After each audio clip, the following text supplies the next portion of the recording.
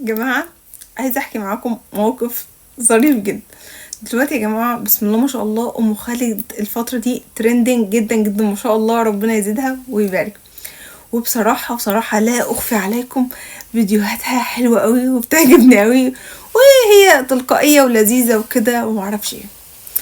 ده كله لذيذ، كلنا بنتفرج على ام خالد. بس لاحظت ان ظهرت عندي حاجة اسمها متلازمة ام خالد. هتقولي لي ايه يا روني الكلام ده؟ يعني ما احنا كلنا بنتفرج على ام خالد. ايه بقى متلازمة ام خالد؟ هقول لكم. متلازمة ام خالد اللي هي متلازمة اديله ادي. اه والله العظيم زي ما اقول لكم كده. انا بقيت دلوقتي كل حاجه اقول له الله الشيبس ده جامد قوي اديله ادي يعني. لا احنا النهارده هنشرب بقى شويه قهوه ونروح نخرج ونتفسح ايه ونبقى ماشيين في اللي اديله ادي. فكل شويه في اللي اديله ادي في اللي اديله ادي. احنا بقى هنعمل حته كيكه يا جماعه زي بتاعه ام خالد، وان شاء الله هتطلع جامده جدا وتكون في ايه في اللي اديله. فايه ده؟ فلا هنا بقى اكتشفت متلازمة ام خالد يا جماعة اللي هي متلازمة اديله ادي. فدي حاجة انا اكتشفتها فيا الفترة دي وسميتها متلازمة ام خالد. فقلت اما اطلع احكي معاكم القصة الظريفة اللطيفة اللي انا لا اراديا لقيت نفسي شغالة في اللي اديله ادي اديله ادي اديله ادي اديله ادي.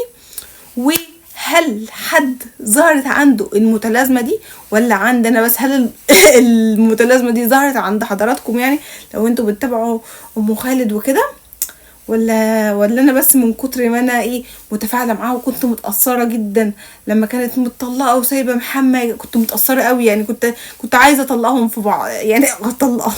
كنت عايزه ارجعهم لبعض واقول ازاي ام خالد هتسيب محمد.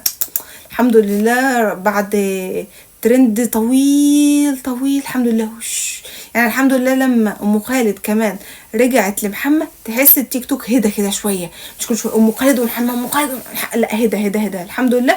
ورجعت تمارس نشاطاتها بكل صدر رحب الحمد لله، وبتعمل فسيخ وبتعمل كيكه وبتعمل محشي وشغاله بسم الله ما شاء الله في ايه في اللي اديله ادي متلازمه ام خالد.